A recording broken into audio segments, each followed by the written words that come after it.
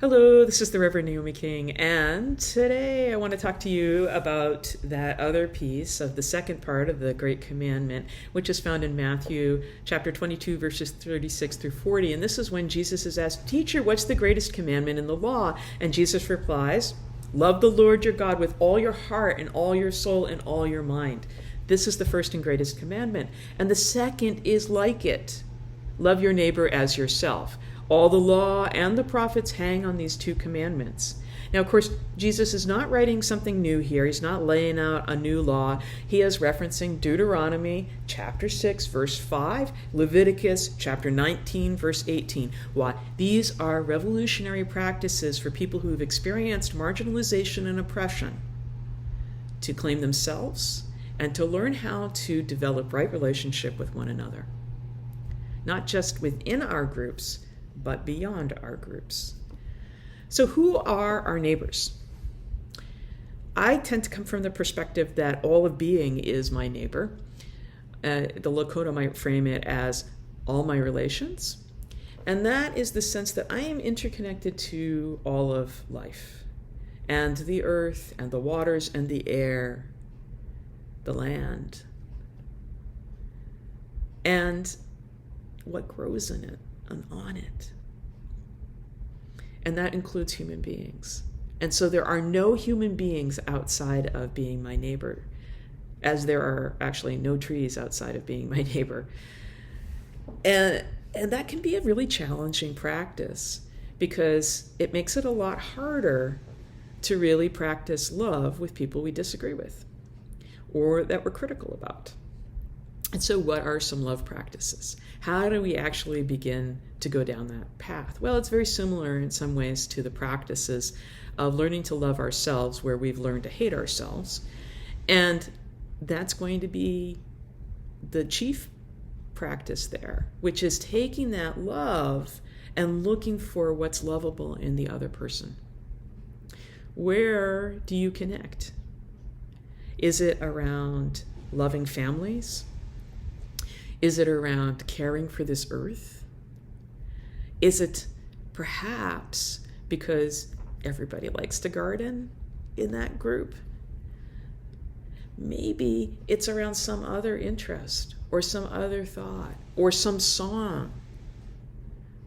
One of the things that regularly happens when you go to a concert or you look at one today is there are some musicians who bring incredible diversity out in their crowd. So they're speaking across a lot of cultures. They're able to reach a lot of people. And there's something then in that music that helps us connect across other differences and really learn in that connection to love. If our connection is hate, it's so challenging to try to transform that to love. If our connection is dismissal and a sense of superiority, putting that other person just as far away from us as we can, or even that sense of the land being far away from us and not being part of us and part of our care, that becomes much harder. So the first thing is finding, what are our connections? How might we be together if we aren't together because of these polarities, these ways that we have separated and divided ourselves, or been separated and divided by others? Every time there's a separation and a division, it's a great question to ask yourself, who benefits? Sometimes, as in, for example, minority culture withdrawing into itself so that we can soak up more of that joy and really be with people and not face any microaggressions, not deal with any major aggressions, and really love on each other. And so we're really soaking in that joy. That is necessary. But when majority culture walls itself off, it's not usually to marinate in its goodness and joy. Sometimes that can happen, and there are, for example, accountability and responsibility circles among white people who are and folks who identify as light-skinned around anti-racism and anti-oppression work. And part of that withdrawing is to make sure that they're not, in the work that they need to do, harming any more people of color. Great thing. It's a love practice to withdraw, to develop good allyship skills, and to become more skillful in how we are with each other in our diversity.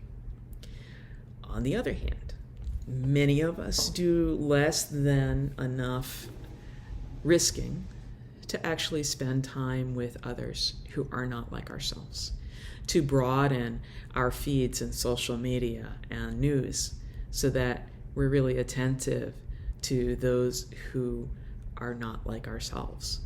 And the other piece of it is really to be, again, finding that connection point. How do we connect to one another?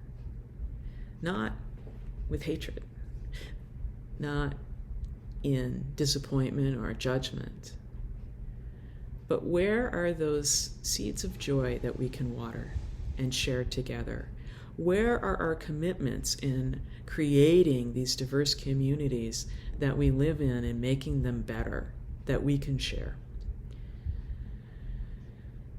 That's the hard and heavy lifting.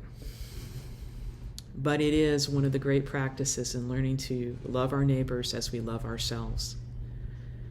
And I wish you all the best in that. May you today make some commitments around justice, equity, diversity, and inclusion in how you're going to love your neighbor. And may you go forth and practice every day with love for justice.